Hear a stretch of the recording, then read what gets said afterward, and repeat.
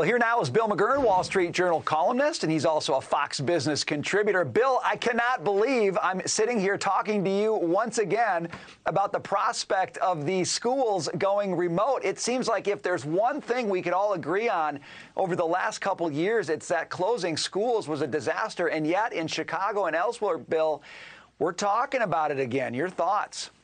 Yeah, and why is that? I think what we learned in Chicago is confirmation that it's not the mayor who controls the schools. It's not the Chicago Public Schools CEO. It's the teachers union. And we see whose priorities they have. I'd like to see a poll of moms and dads and say, do you think the schools should be closed or not? Bill, why are we doing this by polls? I mean, it struck me that the union's polling their members. This is not a pollable subject. This is our kids needing to go to school. I don't care what a poll says. You know the answer to this question.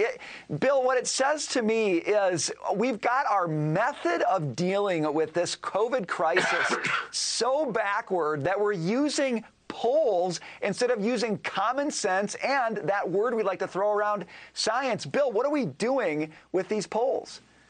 Well, it's not uncommon for a union to want to see if its members support an effort that it's considering. What it just shows is how out of whack it is with science and the public consensus.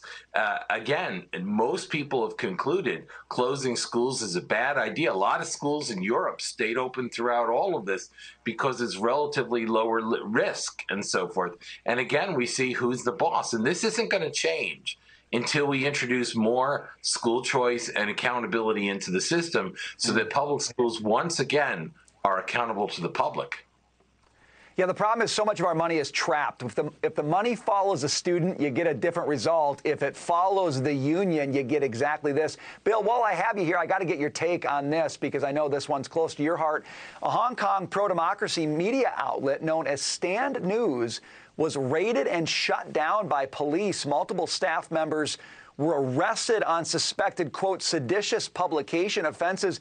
Bill, this is just the news we get out of Hong Kong. It seems day in, day out. Sometimes it flies below the radar of the headlines, but it's important, and it's a bad news story for Hong Kong. Yeah, it's designed to intimidate. All these people are people who try to tell the truth about what's going on in Hong Kong. You know, my good friend Jimmy Lai, who is the founder and publisher and editor of Apple Daily, he's been in jail for a year. He was a billionaire. The message is, if we can get these guys, we can get you. And they're very serious about that in Beijing. And Hong Kong is now a place that carries out Beijing's wishes. Bill, it strikes me that this continues to happen in Hong Kong, and really there's very little pushback from the administration here in the United States. What would you like to see happen? I mean, what needs to change so that Hong Kong has some possibility of preserving the freedoms that have historically made it a great place to live, a great place to do business, and a beacon of hope in that part of the world? Well, I'd like to see just a frank admission by the U.S. officials that China is violating the agreement it made when it took Hong Kong back to preserve its distinctive way of living and its free markets and its open society. I mean, all this is changing. It's amazing to me. I lived there for about 10 years, how rapid this decline is. And it's just ruining the place. And it's not just that it's anti-democracy.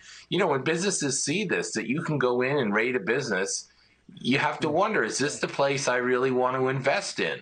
You know, is this the kind of Hong Kong that, that was once made famous by people coming there, arriving dirt poor and achieving riches through working hard in Hong Kong's open system? And this is an ongoing effort by China with the full support of Hong Kong authorities.